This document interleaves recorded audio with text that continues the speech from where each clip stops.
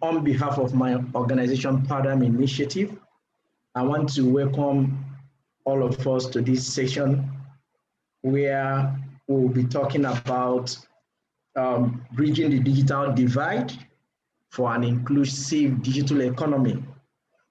And like we all know that the world has gone digital. We are practically every aspect of our lives now is one way or the other being influenced by digital technologies. And when we having that in mind, we saw there's a need to make sure as the world is moving, that everyone is carried along. But as it is with every other area of life, we find out that it is not, we don't have a perfect situation here. And there are a lot of people, especially in our own part of the continent, where we find out that we have a lot of people who are not being carried along, who are being left behind. And in fact, to make sure that everyone is carried along, especially as it has to do with the digital economy. So that is why this morning we are going to be talking about how to identify these gaps and provide solutions towards bridging those gaps. And joining me this morning in this conversation are two great voices in the African continent in the area of digital inclusion. And they are good. I believe that at the end of the day, that we are going to do justice to this topic, and that everyone that is participating in this section is going to go home with something, because I know in one way or the other that in our communities, in one way or the other, we are playing one role or the other in the digital inclusion sphere, or we have interest. So in any area we are coming in from, I'm looking forward that by the end of this session, that we will all have something to go home with in our desire to make sure that no one is left behind as the world is being digitized. So at this point, I'm going to give the mic to the two persons that are going to be joining me in this section to introduce themselves. And before I do that, I'm going to set the pace in that by the time we start, after they've introduced themselves, we are going to go into the conversation proper.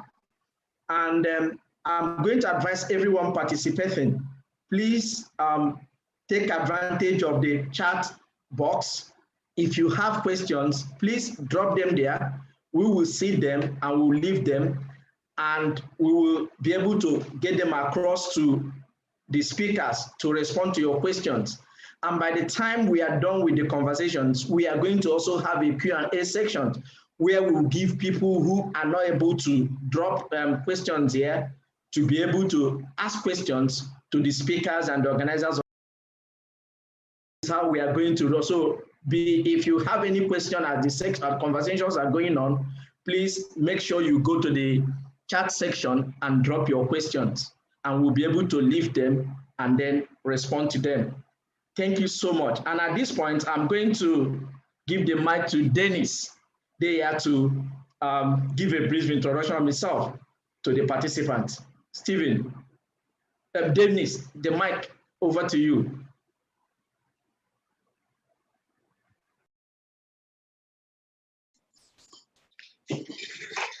Hey, good morning. I hope you can hear me. It's exciting today to join young people around the continent and to talk about issues related to digital economy and the digital divide. My name is Koldena Dennis. I am in Juba right now, and I'm glad to be part of this conversation. I look forward to discussing more and also to knowing more from the rest of the participants and from your questions, and how we can work together in bridging the digital divide. Thank you.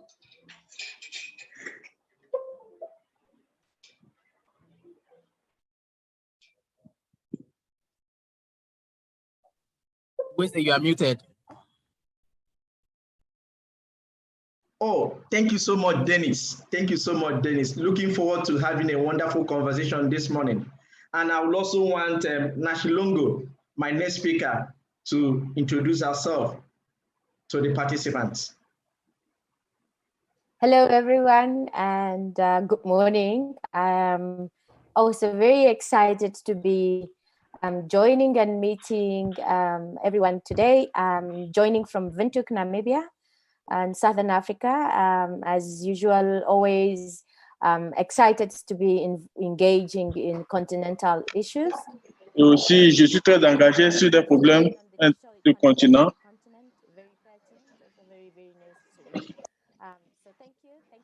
Donc, merci beaucoup de m'avoir invité et je remercie aussi toute l'Afrique du Sud, toute l'Afrique de l'Ouest et aussi le groupe AGS.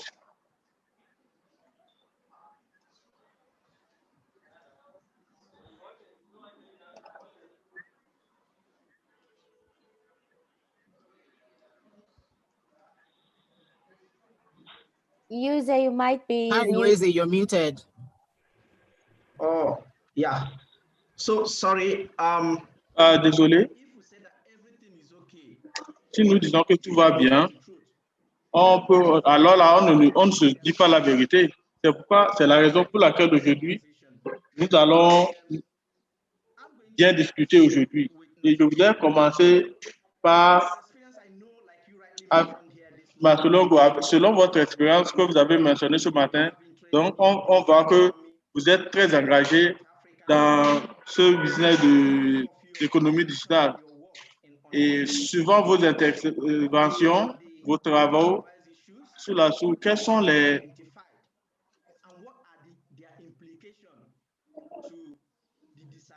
implications pour les inconvénients pour mieux comprendre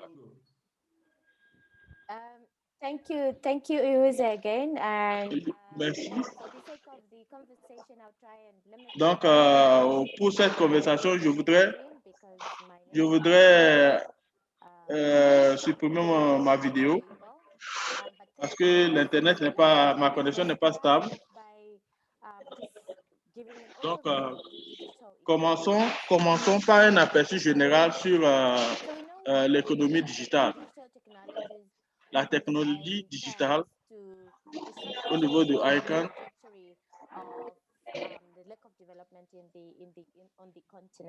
pour le développement du continent dans le but d'avoir un développement très rapide dans la création des boulots ou aussi de certains services qui ont été mentionnés. Donc, selon ces bases, pour plusieurs pays africains qui pourront avoir l'opportunité, qui pourront saisir cette opportunité pour pouvoir développer ces applications digitales. Et ceci a besoin des actions très rigoureuses pour pouvoir. L'un des défis majeurs que fait face les pays africains, surtout c'est au niveau de l'accès Internet. Donc, il y a plusieurs facteurs comme le manque des qualités, aussi le fait que ces appareils ne sont pas soit disponibles financièrement, et aussi il y a beaucoup de choses que nous pouvons faire en tant que continent et ce qui requiert beaucoup de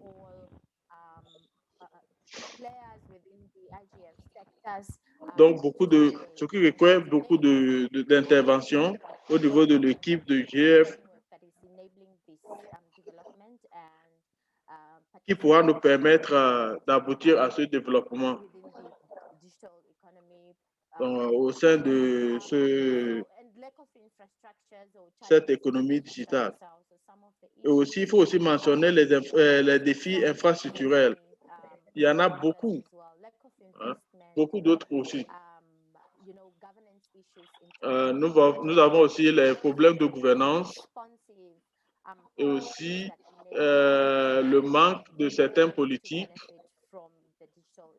de certaines régulations qui pourraient nous aider à bénéficier de ce système. Merci beaucoup, Nacholongo. Nous vous remercions. Denis, nous savons que vous faites un bon travail au niveau du Sud-Soudan. Est-ce que vous pouvez nous partager vos expériences, ce que vous avez identifié, ce à quoi vous pensez? Quels sont les défis que vous avez rencontrés? Merci beaucoup. Je voudrais remercier tous mes collègues qui ont déjà parlé préalablement. Alors, ces points qui couvrent toute l'Afrique et le Sud-Soudan n'est pas exclu. Et aussi, quand il s'agit de parler des infrastructures, l'accès à la connexion Internet, les régulations au niveau du gouvernement, les politiques, la gouvernance, et quand aussi on parle de la compétence au niveau d'utiliser l'Internet. Donc, le Sud-Soudan n'est pas un nouveau pays et les Sud-Soudanais ne sont pas aussi des gens. Alors, l'une des conversations autour de cette inclusion digitale, nous avons très peu d'acteurs qui parlent de ça. Par exemple, selon moi, j'ai commencé au niveau de l'informatique, où les gens ont souvent l'habitude de penser que ceux qui sont dans le département informatique, si vous faites partie de l'équipe de l'informatique, il n'y a rien que vous apportez de très substantiel à la communauté. Donc, ici, les gens pensent que à l'université, ceux qui vont étudier l'informatique sont très peu parce que pour eux, c'est un travail qui n'est pas juteux. Donc, mon travail, c'est de sensibiliser les gens, c'est de les faire savoir l'importance d'aller étudier au niveau de l'économie. Donc, les pensées de nos jeunes gens est que l'économie digitale que nous avons l'habitude d'entendre, c'est comme COVID. Et on pense que COVID vient de la Chine. La conversation qui est ici maintenant est que plusieurs pays ont été pris par surprise par la pandémie de COVID-19. Donc, et maintenant, ça a affecté beaucoup notre économie. Et chacun essaie de voir maintenant comment créer de nouvelles technologies. Hein? Et maintenant, nous sommes déjà sur la lancée. Et maintenant, au niveau du Sud-Soudan, notre économie est très défiante. Hein?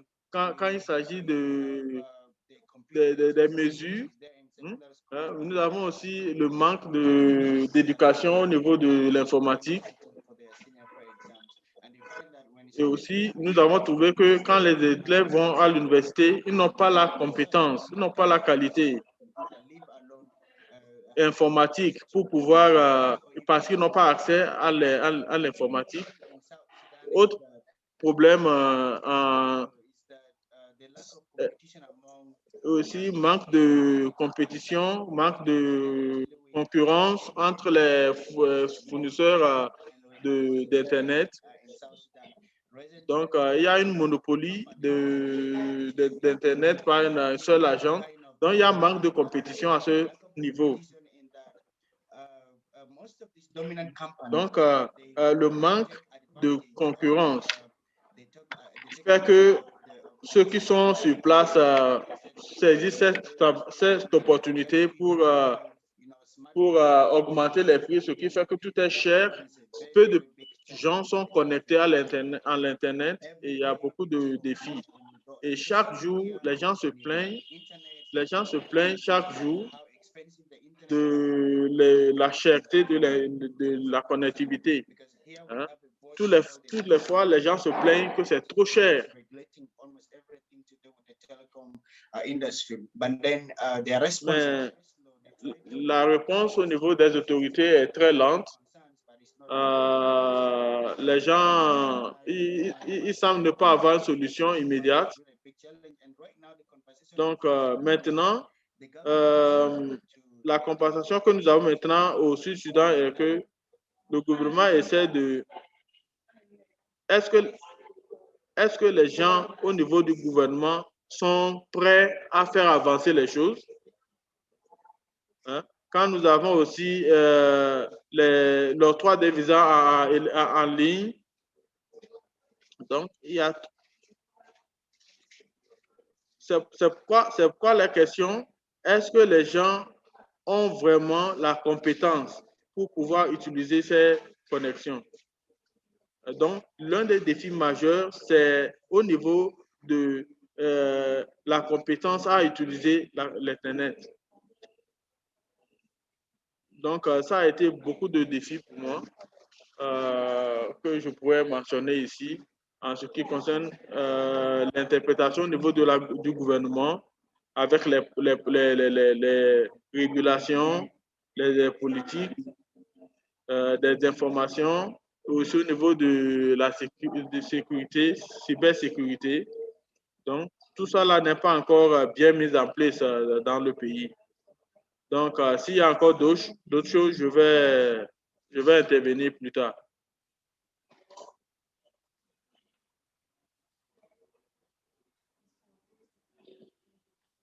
Comme vous êtes en train de parler, c'est comme si exactement c'est ce que moi aussi je suis en train de vivre. Merci beaucoup. Je vais revenir sur vous plus tard. Donc, à ce point, je voudrais demander à Dr. Millicent de se présenter brièvement aux participants avant de continuer les conversations. Bonjour à tous. Mon Internet n'est pas très viable. Je suis professeur de l'Université de technologie au Ghana et aussi de directrice exécutive de Tili Group où nous promouvons le développement au niveau de la technologie sociale. Je suis très heureuse d'être parmi vous sur cette plateforme, de faire partie de cette discussion. Donc, merci. S'il vous plaît, avant de quitter, nous sommes en train de voir les défis que les secteurs de l'Internet, vous faites partie de l'Afrique de l'Ouest. Où nous focalisons dans cette discussion? Est-ce que vous pouvez nous dire, selon vos expériences, au cours de vos travaux, quelles sont les implications? Nous sommes en train de voir les communautés qui ne sont pas bien avantageuses sur ce point. Je pense que quand nous parlons du digital, ce qui fait, c'est-à-dire on veut accomplir l'un des objectifs des Nations Unies pour pouvoir soutenir ou bien pour pouvoir parler de l'égalité de genre, etc., la santé. Donc, nous avons besoin des informations très fortes au niveau de la technologie, de la télécommunication, avant que tout ce dont nous sommes en train de parler devienne réalité. Aujourd'hui, nous attendons plusieurs choses sur le digital. Donc, il y a plusieurs technologies, mais aujourd'hui, la vérité est que si vous voyez le terrain de l'Ouest de l'Afrique de l'Ouest. Par exemple, l'exemple de Ghana.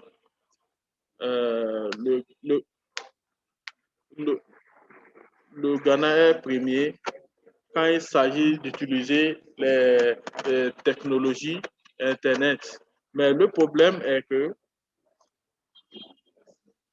mais qui n'est pas aussi très spécifique dans tous les pays de l'Afrique, c'est le manque d'infrastructures.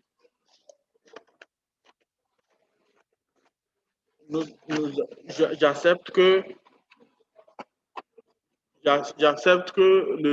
les débits Internet en Afrique est très élevé. Mais en dehors de ça, nous avons aussi le manque d'éducation sur au niveau des technologies. Aussi le manque de sensibilisation, très très important. Comme l'a dit mon président, au Ghana ici, depuis 2008, il y a beaucoup de choses qui se passent au niveau du gouvernement concernant la connexion Internet. Mais quand vous parlez aux gens, c'est comme si les gens ne sont pas au courant. On remarque qu'il n'y a pas de sensibilité, de sensibilisation. Hein? Il y a plusieurs services dont nous ne sommes pas au courant. Donc, la grande image que nous devons voir ici au Ghana est où le gouvernement est toujours loué pour, dans ses actions, de se distinguer dans l'Afrique de l'Ouest. Mais si vous voyez l'écart entre les milieux ruraux dans le pays et l'éducation des filles, donc vous allez voir que nous sommes en train d'impliquer tout le monde pour pouvoir accomplir les objectifs. Donc, selon moi, c'est ce que je vois. Parce que aussi, mon domaine aussi travaille avec les personnes avec des handicaps. Donc, la plupart de ces personnes même sont déjà à l'université. Hein? Et ils n'ont pas aussi assez de ressources pour pouvoir éduquer les personnes handicapées. Donc, tout ça là requiert beaucoup de ressources. Ils sont au niveau universitaire, mais c'est le problème que nous faisons. Mais ici, le problème majeur, c'est le manque d'éducation au niveau de la technologie, au niveau de l'informatique. Merci beaucoup, Dr. Melicen. Je me sens comme je suis un enfant de l'Afrique.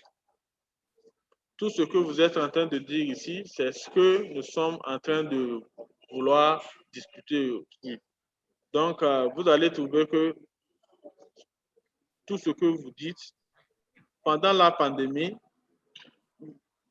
je faisais une formation avant l'arrivée de la pandémie.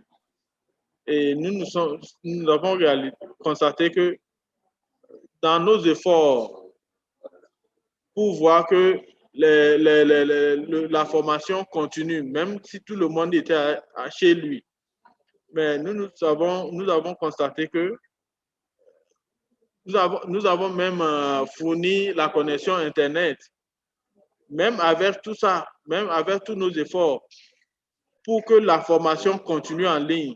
Nous avons constaté qu'on n'a pas pu accomplir, on n'a pas pu continuer la formation parce que la plupart à la maison diront je n'ai pas un appareil qui peut me permettre de me connecter, je n'ai pas un appareil qui est capable de m'aider à continuer la formation.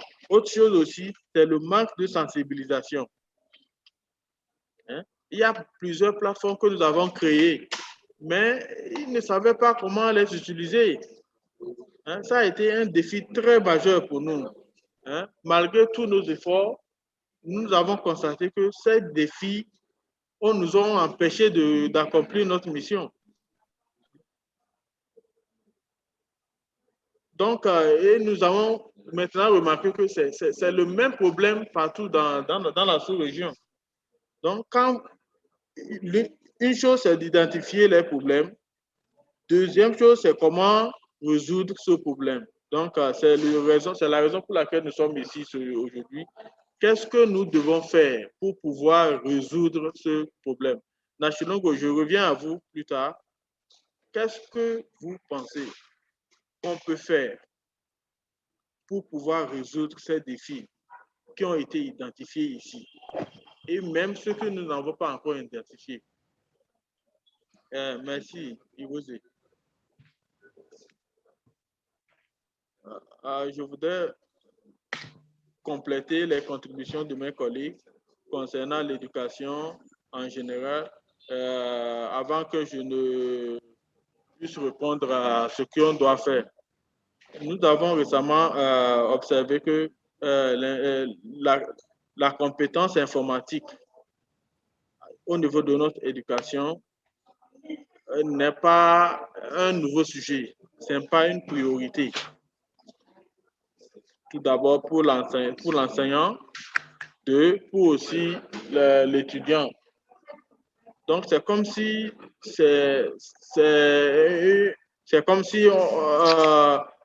nous sommes en train de pousser notre narrative, hein, pour que les compétences, c'est le futur du développement en général, les compétences. Et aussi, parlant aussi d'autres objectifs à remplir. Nous avons constaté que plusieurs enseignants ne mettent pas assez d'efforts pour pouvoir inculquer la notion de l'informatique. Donc, ça aussi, ça a ajouté aux défis que nous avons déjà en main dans le département de l'informatique. Donc, ici, dans mon pays, pendant la pandémie de COVID-19, presque 30% des écoles ont eu accès à la connectivité. Mais on n'a pas vu l'impact réel. Donc, ce qui nous dit que parmi ces communautés qui ont accès à l'Internet, ce qui veut dire que les apprenants et les enseignants n'ont pas utilisé les avantages technologiques qui incluent dans leur système éducatif. Et maintenant, si nous voulons parler des éducations au niveau rural, c'est aussi très défiant. Notre dernière donnée sur ça indique que plus de 30 000 élèves n'ont pas eu accès à l'Internet, surtout pendant le confinement lié au Covid. Donc, ce qui veut dire que c'est un peu multidimensionnel ici.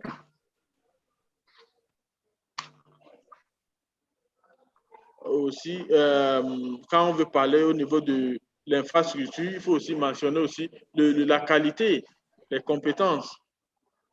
Aussi, le gouvernement, là, nous avons vu le genre de développement que nous, hein, il y a eu déjà comment aider ces universités.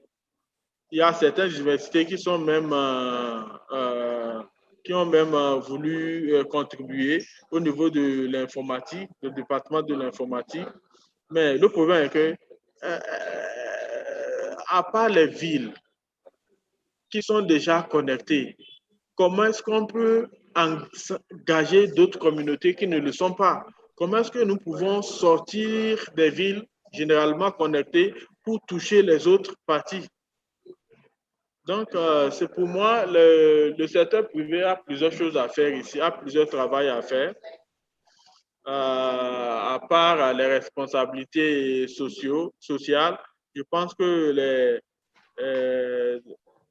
le secteur privé doit faire plus pour voir que toutes les choses soient mises en place. Je pense que dans l'économie digitale aujourd'hui, par exemple, si vous voyez les débutants, les communautaires qui veulent se lancer dans la connectivité, vous allez voir les applications, les produits qui sont maintenant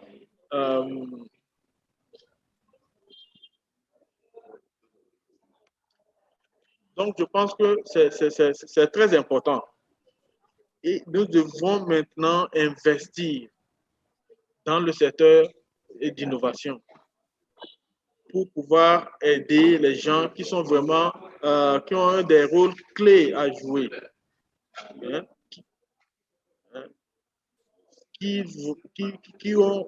pour les aider maintenant à développer leurs produits dans plusieurs phases. Donc, pour aussi voir au niveau de la régulation, le secteur de régulation, je suis très impliqué dans ce domaine. Et aussi au niveau du gouvernement namibien. Donc, nos régulations, nos politiques sont déjà en place. Donc, ils sont responsables pour des changements qui pourront surgir au niveau de l'écosystème digital. Donc, c'est pas tous les pays en Afrique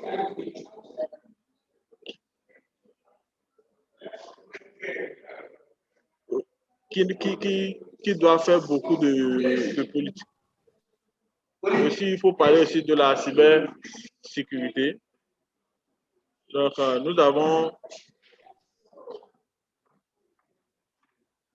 et aussi d'autres secteurs de sécurité des plateformes pour pouvoir nous aider à finaliser le développement que nous sommes en train de vouloir accomplir. Si nous n'avons pas assez de contrôle, un système de contrôle pour se rassurer que toutes les implémentations soient implémentées, alors je ne pense pas que nous allons évoluer dans aussi d'autres autres défis auxquels nous faisons face.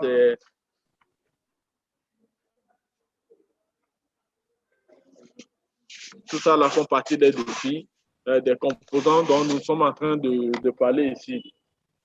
Aussi la société civile, par exemple, nos partenaires, les initiatives canadiennes, donc comment développer les compétences au niveau de la technologie. Voici tous ces efforts que les gens sont en train de faire pour s'assurer que les gens sont bien qualifiés pour pouvoir bénéficier de toutes ces notions. Merci beaucoup. Vous avez soulevé un point très important où vous avez parlé de l'approche multisectorielle, qu'on peut aussi appeler un secteur multilatéral.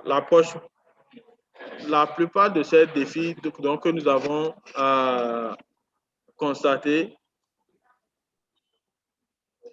c'est comment connecter ceux qui n'ont pas la connexion. Ce n'est pas seulement le travail du gouvernement, c'est la responsabilité de tout le monde. Tout le monde doit apporter son aide pour pouvoir accomplir tout ce dont nous sommes en train de parler. Je vais encore chez Dr. Milton. Nous cherchons toujours des solutions. Nous savons qu'il y a trop de différenciation. À votre côté, qu'est-ce qu'on doit faire? Quand vous avez mentionné, j'étais impressionné quand vous avez mentionné les personnes handicapées.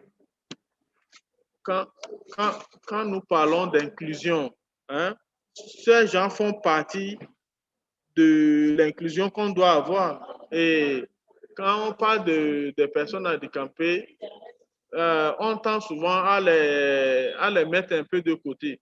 Mais quand on parle de l'inclusion, voilà, souvent, quand on parle de la innovation technologique, on constate que ces gens ne sont pas souvent engagés. Alors, qu'est-ce qu'on doit faire, surtout pour des gens un peu défavorisés? Merci. Je voudrais mentionner un point mentionné par Nachilongo. J'accepte, oui, que le département d'informatique, oui, ce n'est plus optionnel. La notion de l'informatique aujourd'hui, la technologie, ce n'est plus optionnel aujourd'hui.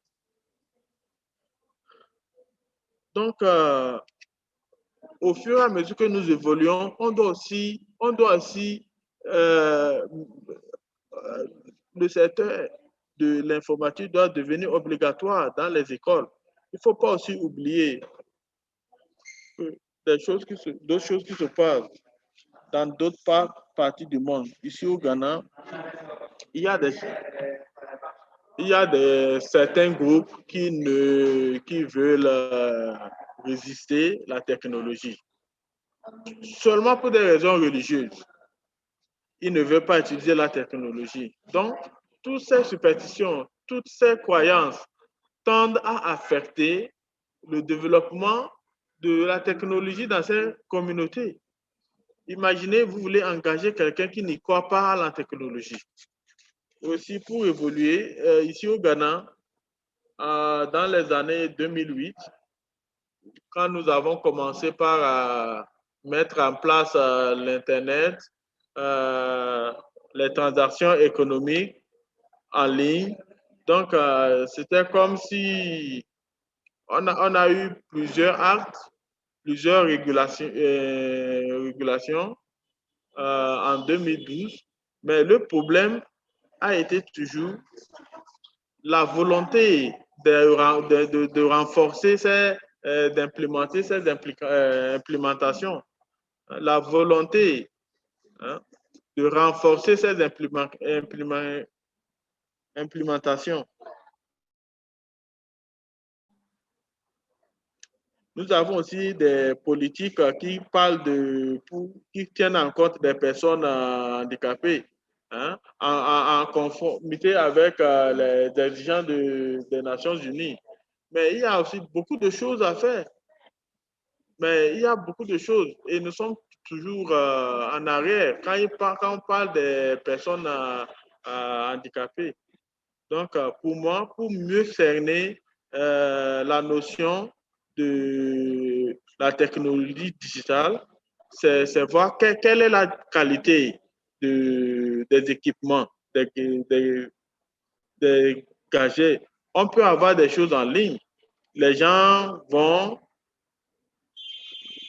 Oui, nous avons plusieurs groupes de personnes mais ils n'arrivent pas à avoir accès. Ils ne savent même pas comment utiliser tout ce que nous avons mis en ligne. Donc, aussi, quand les gens vont en ligne, ils doivent en principe avoir accès. J'ai eu un échange avec un malvoyant et en commençant, parce que la façon dont le système a été conçu, il a vu que c'est seulement les photos. Il n'a pas pu voir d'autres alternatives. Donc, il n'a pas pu comprendre.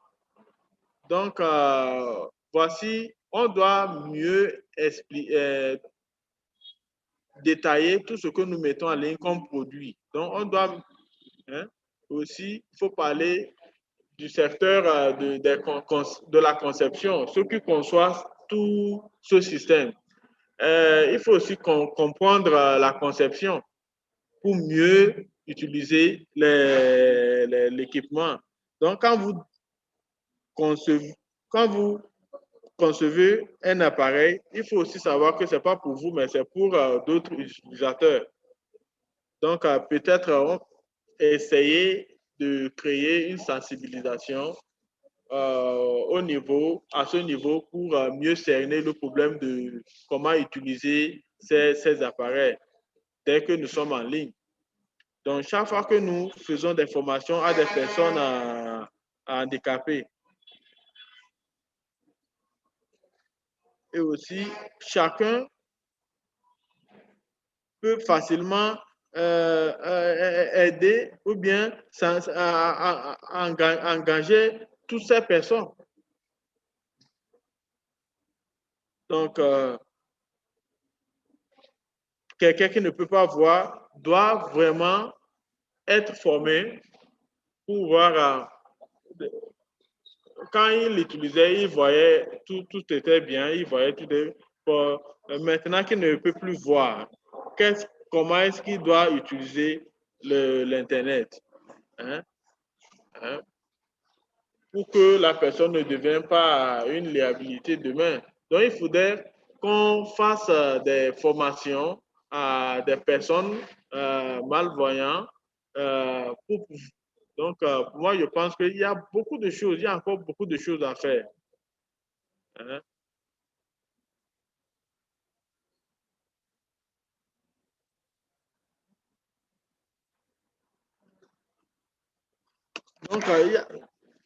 Donc, ce que je dis, il y a plusieurs choses à faire à ce niveau.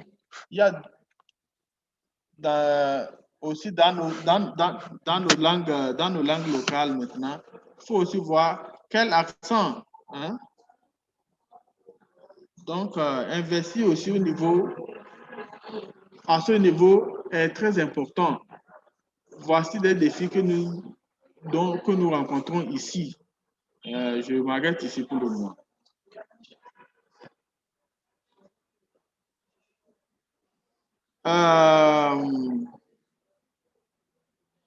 Alors, vous voyez, le point que vous avez mentionné maintenant, c'est comment encourager les produits locaux.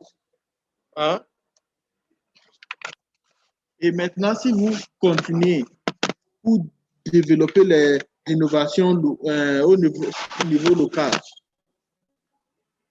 hein, ce qui va aider à résoudre tous ces problèmes. Vous avez aussi mentionné le coût. Hein? Nous avons constaté que si tout ceci est développé, donc ça va même réduire le prix des produits.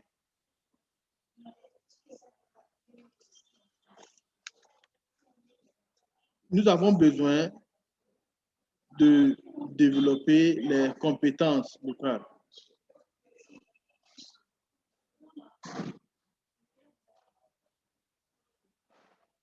Aussi, il faut être indépendant. Ce n'est pas toutes les fois qu'on doit demander de l'aide des pays étrangers. Nous sommes en train de voir ici la solution.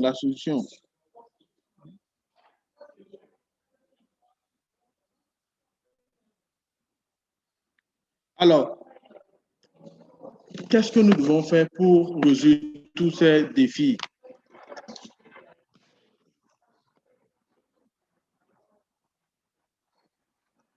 Merci beaucoup. J'ai écouté vos présentations et votre opinion et aussi ce qu'a dit Chilongo. C'est vraiment dommage que au Sud-Soudan, le secteur de l'informatique ne considère pas bien l'avantage.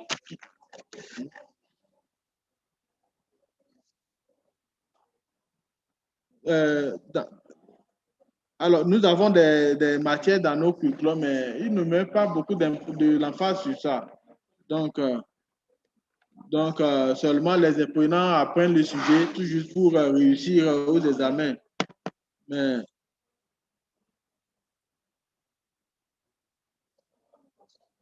ça dépend aussi.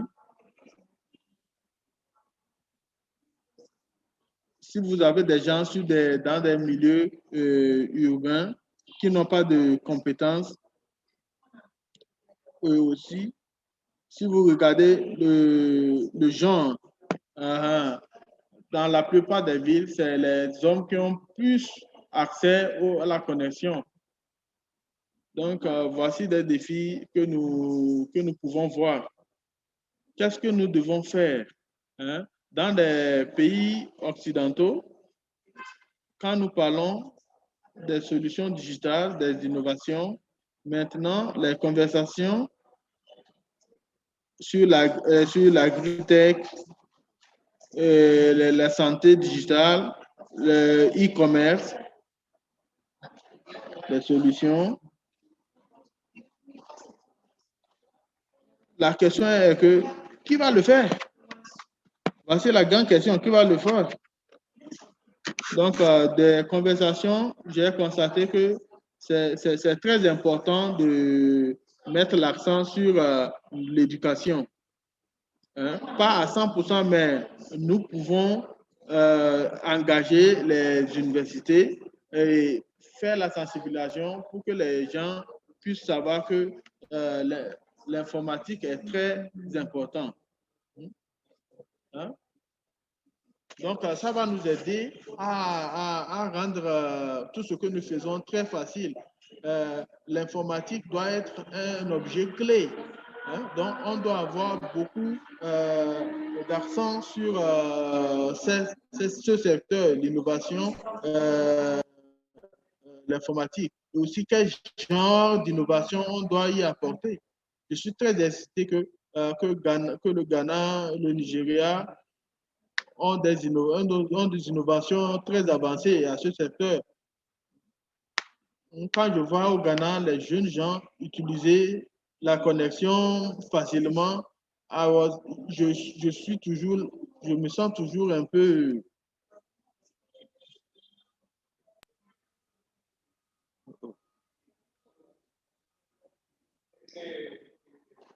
Il y a plusieurs jeunes Nigérians qui sont dans le secteur de l'informatique.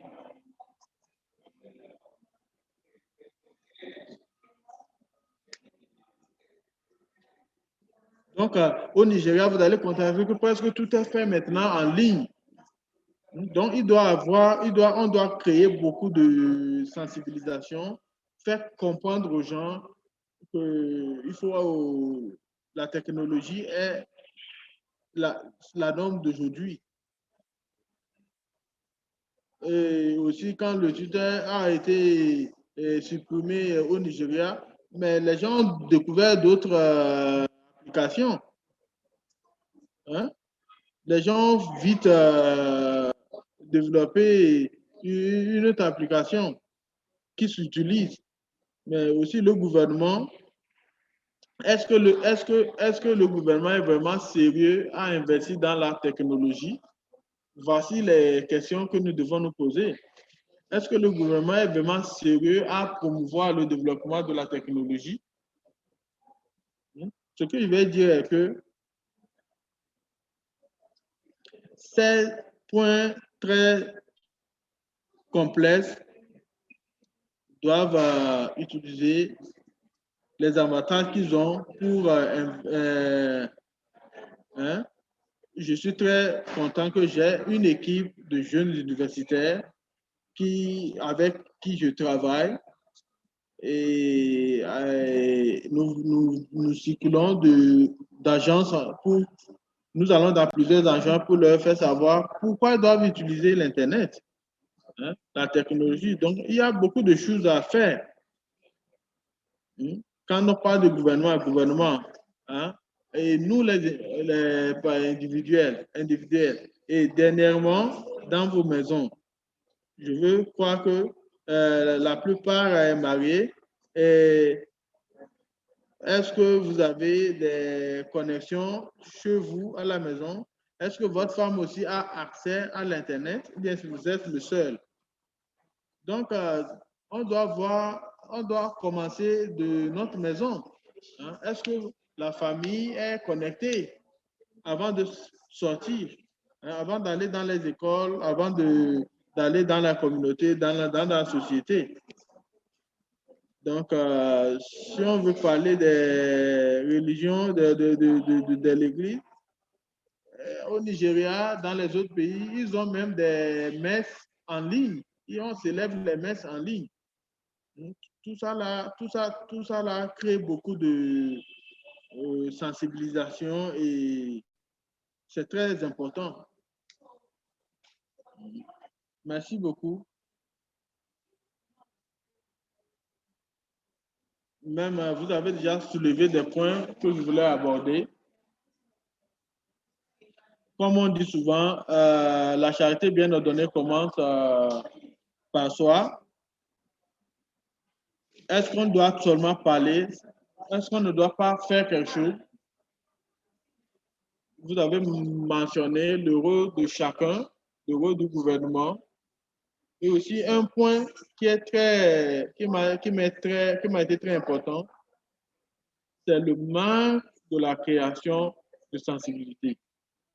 Même parmi tous les pays de l'Afrique de l'Ouest, l'écart n'est pas le même à travers les pays.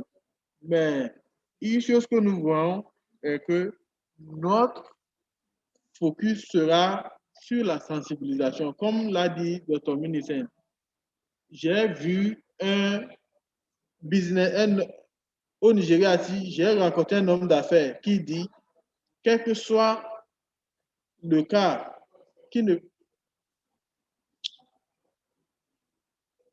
on lui a dit que il dit qu'il ne veut jamais utiliser les innovations technologiques parce que comme tout sera en ligne, ça va exposer son affaire. Donc, comme le docteur Michel l'a dit, il y a des gens qui ne croient pas. Il y a des gens, si vous voulez leur introduire tout ceci, ils ne vont pas l'accepter.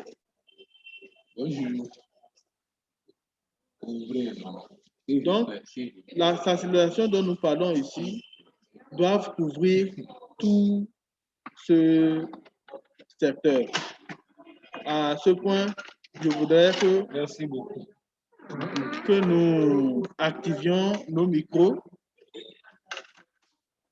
Si vous avez des questions, faites partie de l'audience, vous avez des questions à ce moment. Donc, posez des questions et on va vous donner l'opportunité de poser votre question.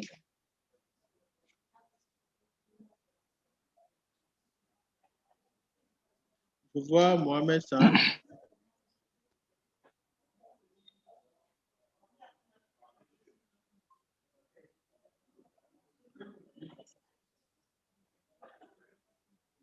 Vous pouvez parler, vous avez la parole.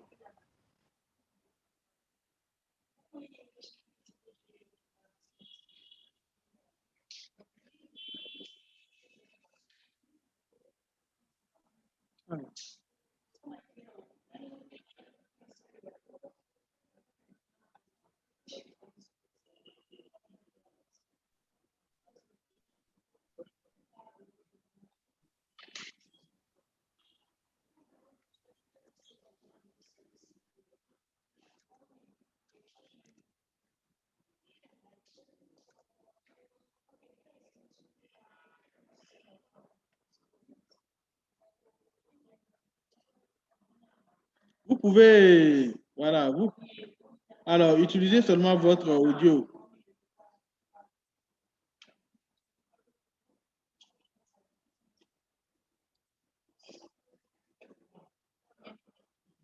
Je pense que la connexion de M. Mohamed est...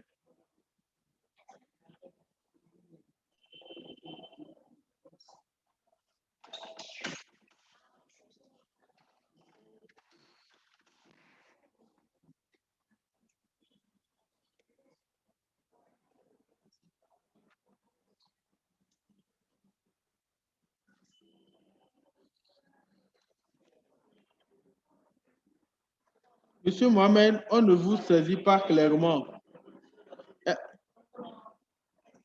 Est-ce que vous pouvez saisir votre question dans le chat? Et là, nous allons lire votre question.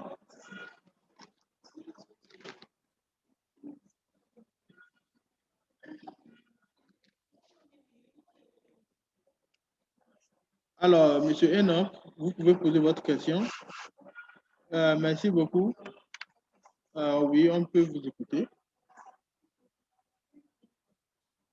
Premièrement, je voudrais exprimer ma joie. Je suis un développeur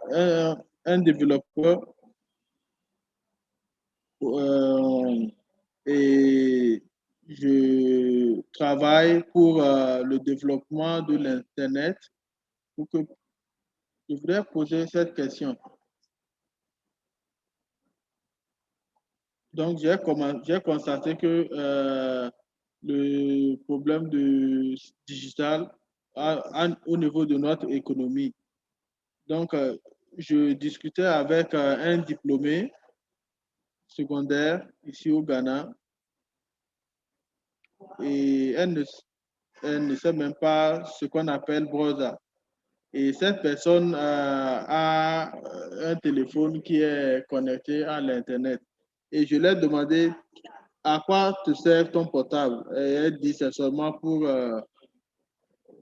chatter sur WhatsApp, faire des appels, prendre des photos. Alors, donc nous avons constaté que c'est le manque d'éducation, d'information sur la technologie qui est le problème. Donc, nous avons des infrastructures nous avons des infrastructures où nous voulons aboutir. Mais est-ce que nous avons la compétence? Par exemple, que 10 000 personnes doivent maintenant être formées pour pouvoir utiliser ce système pour développer leur économie, développer leurs affaires. Parce que l'écart entre le manque de l'éducation et de l'information est très énorme. Denis, je ne sais pas si vous avez compris cette question.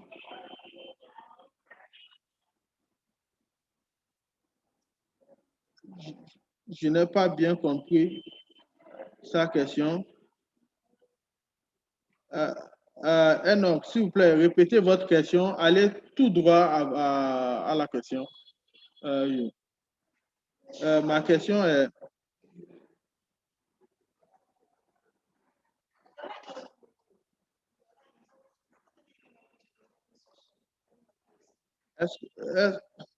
Est-ce que les organisations qui veulent fermer l'écart dans le secteur digital, est-ce que nous avons des programmes en vue pour former par exemple 10 000 personnes?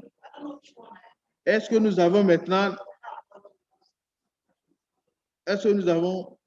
maintenant aussi l'apport du gouvernement qui pourront aider à accomplir ce projet?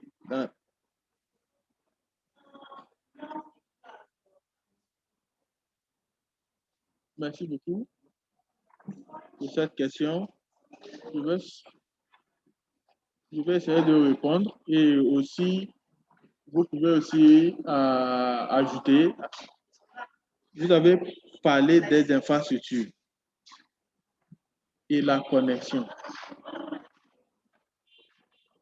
Et la vision, c'est de qui est l'infrastructure et que les gens aussi puissent être connectés à l'Internet. Mais maintenant, quelqu'un dit c'est une responsabilité collective. Même si c'est le secteur privé, la société civile, on ne peut rien faire. Mais je pense que tout le monde a un rôle à jouer ici. Peut-être la société civile peut aider au niveau de la sensibilisation, l'information, les compétences qu'on peut acquérir. Et comme ils le font, le gouvernement maintenant peut améliorer l'infrastructure. Hein? Au Sud-Soudan, où nous avons eu beaucoup de défis, au niveau des conflits politiques, nous avons constaté qu'il y a plusieurs communautés qui sont dissociées des grandes villes. Donc, les fournisseurs de communication ne peuvent rien faire, hein, parce que toutes leurs installations ont été détruites. Donc, c'est une responsabilité collective, hein. Le gouvernement a son rôle à jouer. Les fournisseurs de télécommunications aussi ont les leurs. Et la société civile, les individuels aussi ont leur part de responsabilité. Au moins 5 sur 10 doivent être connectés.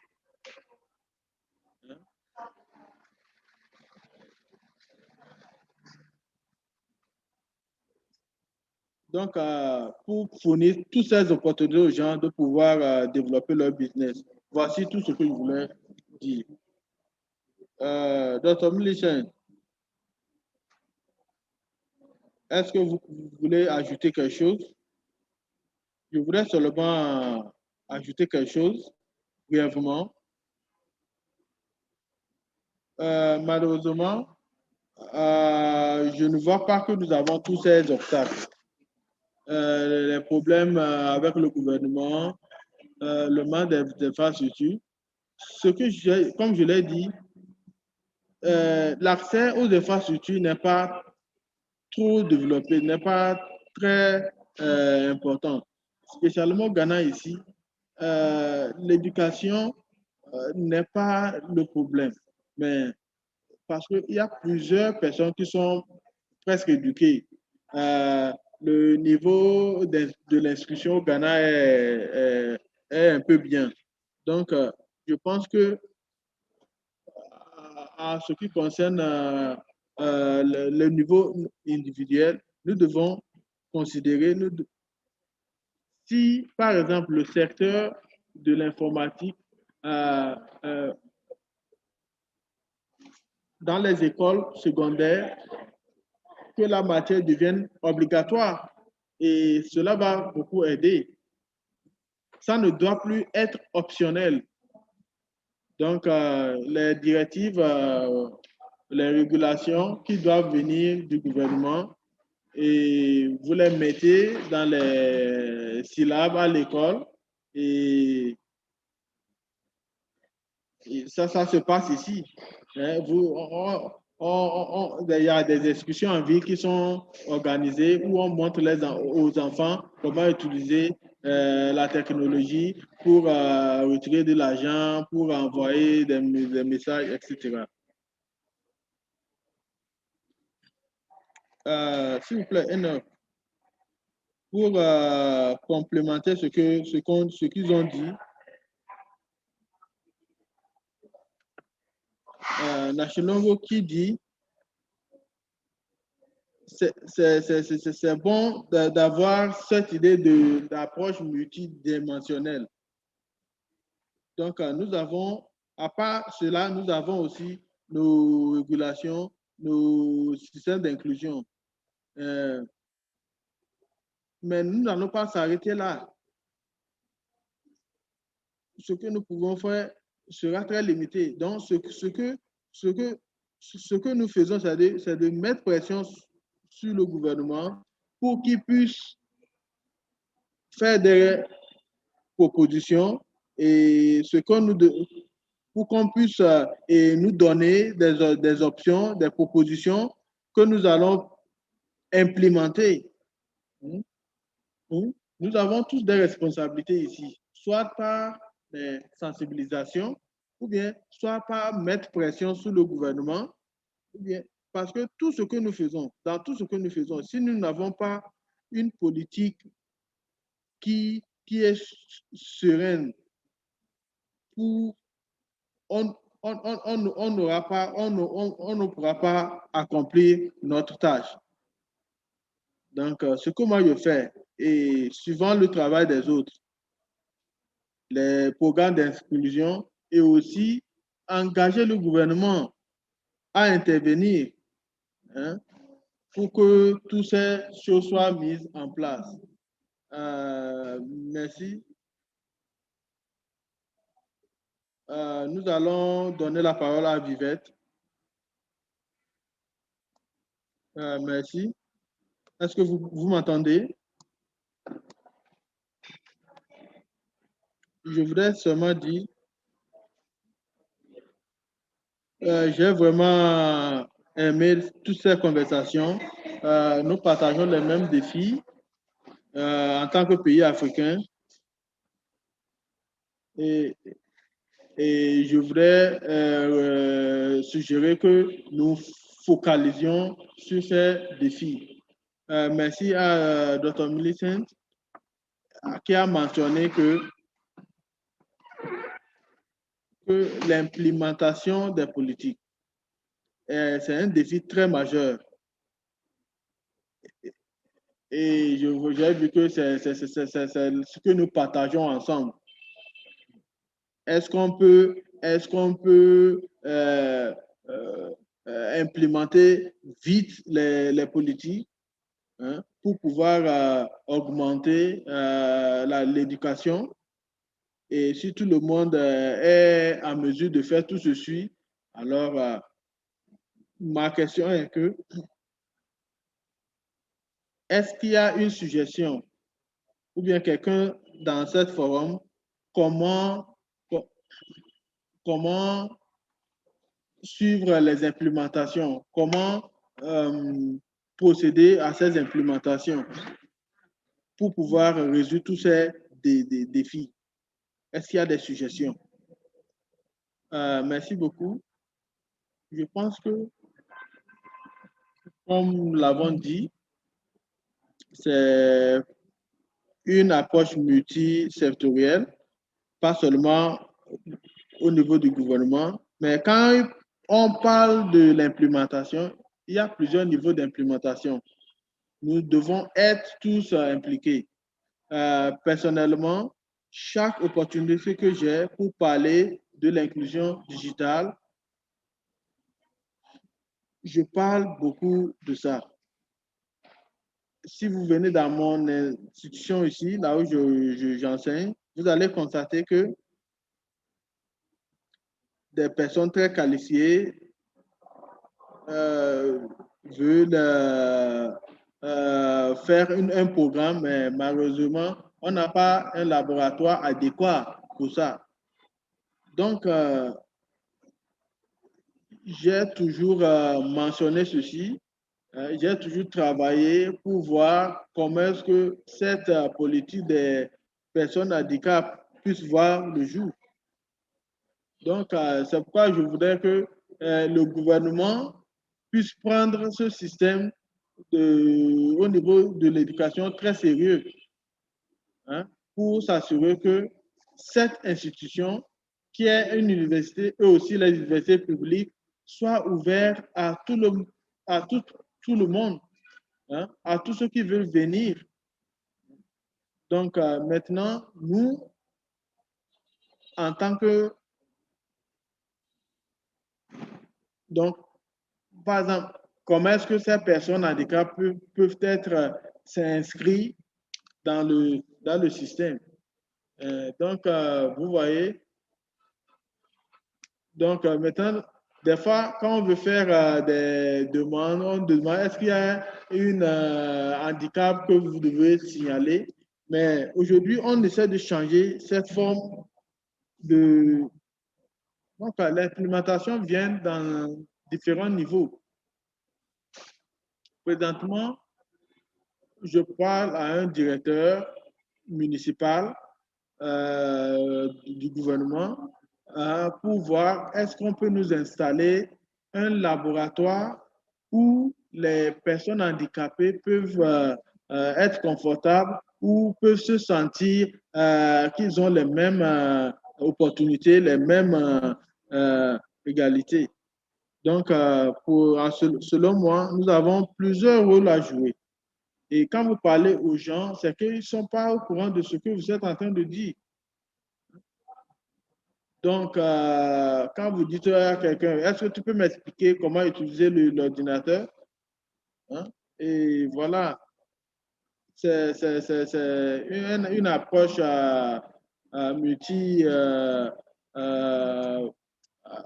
sectorielle parce que c'est de là que ça doit commencer. Mais à notre niveau, nous avons différents niveaux d'implémentation. On ne peut pas seulement croiser les bras et attendre.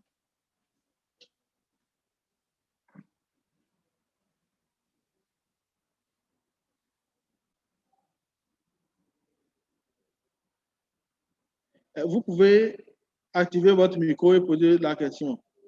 Merci tout le monde. Donc, hier, je posais la question sur la gouvernance de l'Internet, mais malheureusement, on n'a pas eu le temps de répondre à cette question. Nos gouvernements ont renforcé des lois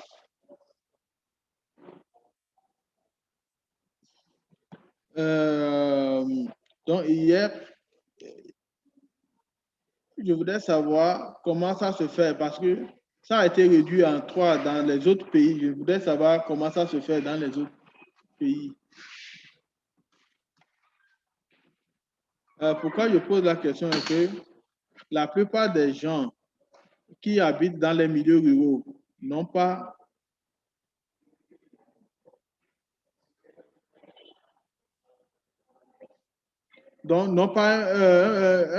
un système d'identification, n'ont pas de documents pour pouvoir acheter les forfaits, pour pouvoir utiliser les smartphones pour faire leurs transactions. Donc maintenant, ça a été réduit maintenant par 3 numéros par personne. Donc pour moi, c'est comme si le gouvernement implémente des lois qui ne sont pas avantageux pour les personnes à utiliser le système digital. Merci beaucoup.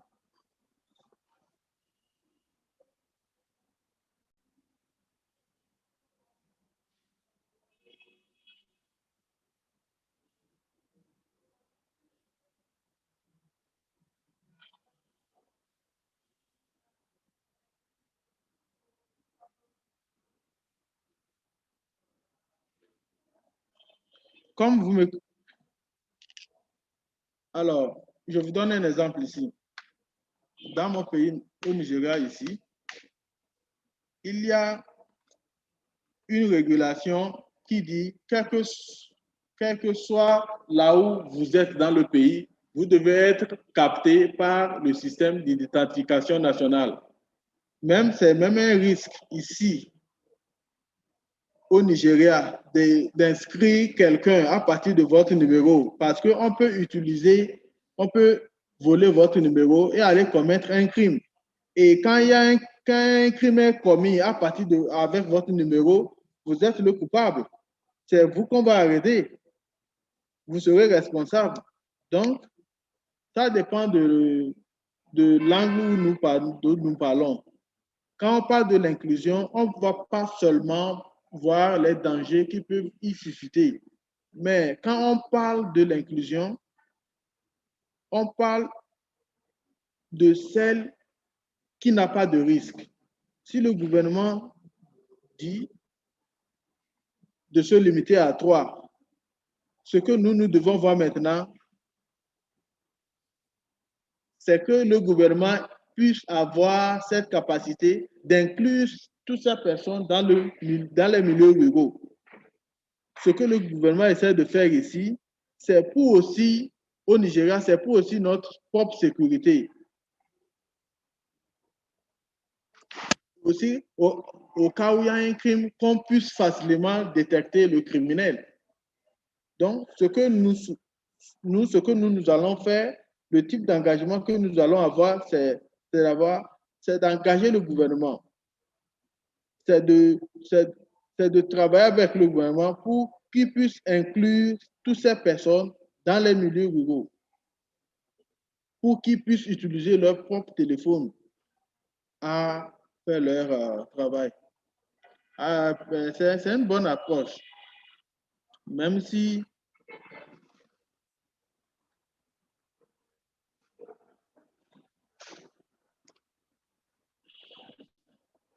s'il y a des politiques qui forcent les personnes à s'identifier, le gouvernement ne met pas assez de moyens pour les aider à s'identifier. La plupart du temps, c'est seulement pendant les élections que les gens ont l'opportunité d'avoir leur carte d'électeur pour pouvoir voter. Mais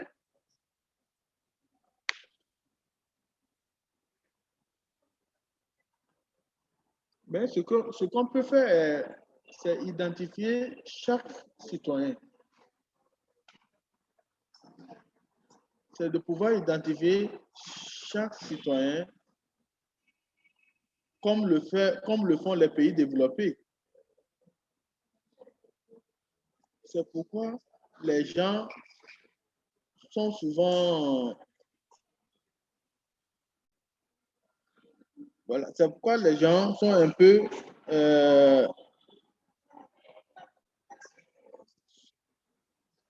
ça dépend des relations entre les personnes.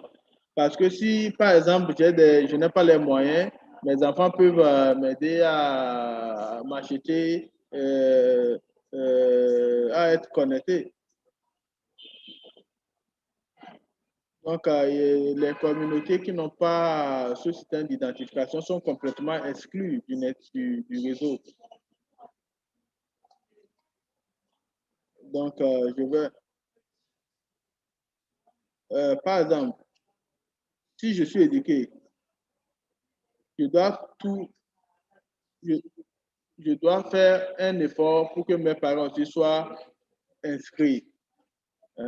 C'est l'avantage d'avoir un enfant lettré. Hein? Ceci, c'est une approche multisectorielle. Il y a des choses que toi-même, que vous pouvez faire en tant qu'individu pour pouvoir réduire les écarts. Qu'est-ce que vous pouvez faire dans votre communauté pour avoir un accès, hein, pour donner accès à vos citoyens dans la communauté? Hein, ceci va même aider dans le... Est-ce que vous pouvez poser votre question? Bonjour. Alors, suivant les discussions, pour réduire les écarts de la discussion, l'éducation digitale est très importante. Mais si vous voyez l'Afrique de l'Ouest et l'Afrique en général, la majorité des gens qui sont exclus sont plus dans les milieux ruraux.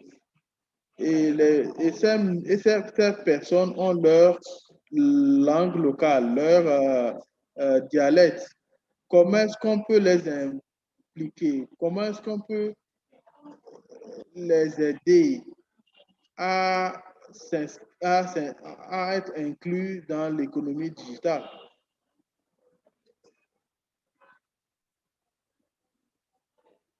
Nacholong, vous pouvez vous répondre à cette question, s'il vous plaît? Merci.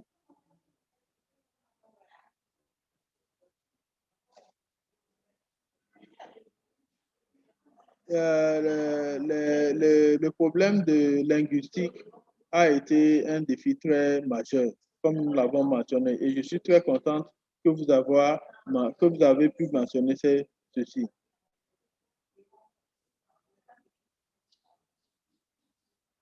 C'est quelque chose que nous devons faire ou bien que nous pourrons faire. C'est que je peux commencer aussi, quel que soit où vous êtes, si vous avez accès au fonds,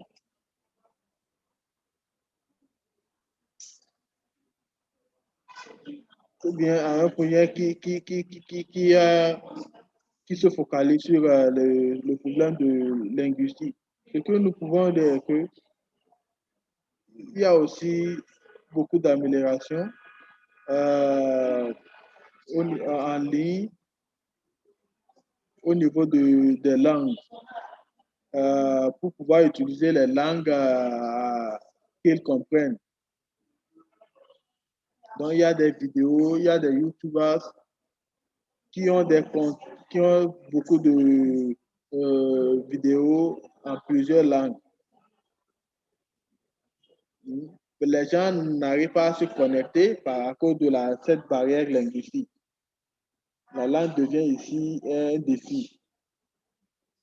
Donc, par exemple, en Namibie, comme au Ghana, le niveau d'éducation est un peu élevé, mais les compétences digitales qui sont requises pour opérer une plateforme où l'anglais est très utilisé, ça peut être une barrière parce que si on considère l'anglais ou bien les expressions techniques utilisées dans l'accès digital, qu'est-ce que c'est quoi Brasa? Tout ça dépasse l'entendement de ces personnes. Comme je l'ai dit, alors cela maintenant dépend des concepteurs. Hein. Tous ceux qui conçoivent des choses en ligne doivent aussi tenir compte des langues, hein, et aussi créer des applications qui peuvent traduire automatiquement les langues locales. Ce que nous avons constaté est qu'il y a d'autres autres choses qui peuvent être bénéfiques au continent. Je pense à la Fondation Mozilla qui est déjà en Swahili.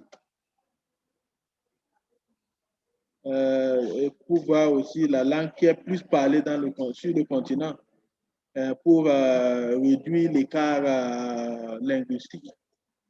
Donc, si les gens arrivent à utiliser la langue populaire pour pour avoir accès à la technologie, et donc tout ça là va contribuer dans le secteur aussi. Une des choses que je voudrais mentionner, c'est un peu personnel, l'accès des femmes en ligne. Et aussi, si vous voyez beaucoup de violences en ligne, ce qui les empêche d'être connectés parce qu'elles sont assujetties à la violence, aux abus, et ceci aussi les empêche de ce qui crée beaucoup d'écart. Je pense que ma collègue Dena a parlé de ça. En tant que man, est-ce que vous utilisez la même technologie avec votre femme à la maison? Est-ce que vous encouragez votre femme à aussi se connecter en ligne? Donc, une femme, par exemple,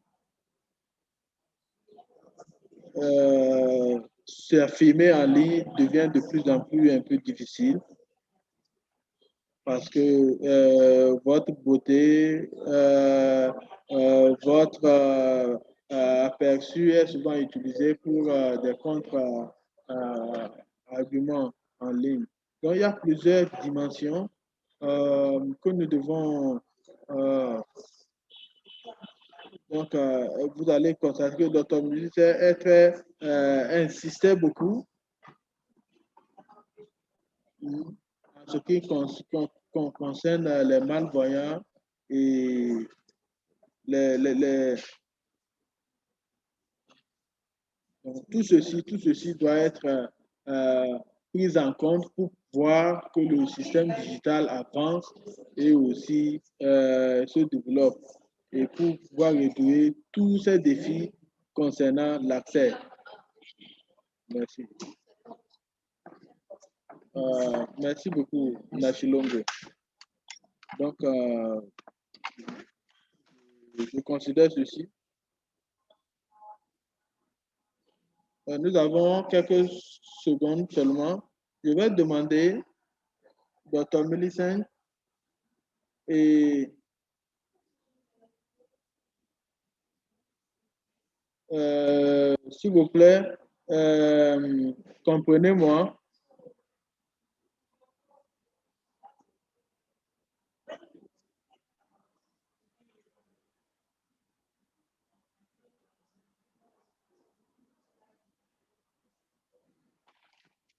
Alors, ce qu'il faut savoir, c'est que cette plateforme est multisectorielle. Vous et moi, nous devons s'impliquer dans tous ces défis que nous avons identifiés, toutes les solutions que nous sommes en train de promulguer.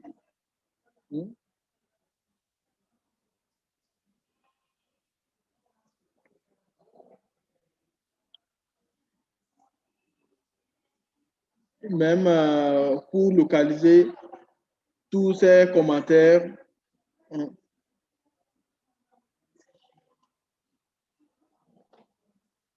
Au nom de toutes ces organisations, je voudrais remercier à tous ceux qui ont participé ici et je sais que nous allons retourner dans nos bases avec quelque chose et nous allons prendre des actions. Merci beaucoup et au revoir.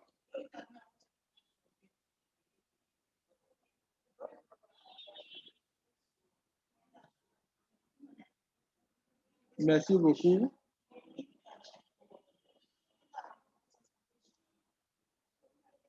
Merci beaucoup. Merci beaucoup.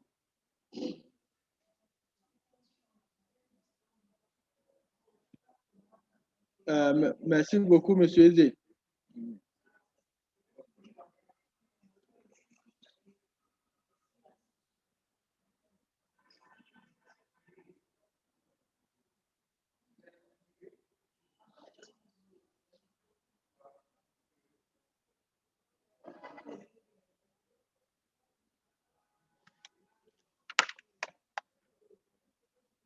Hello?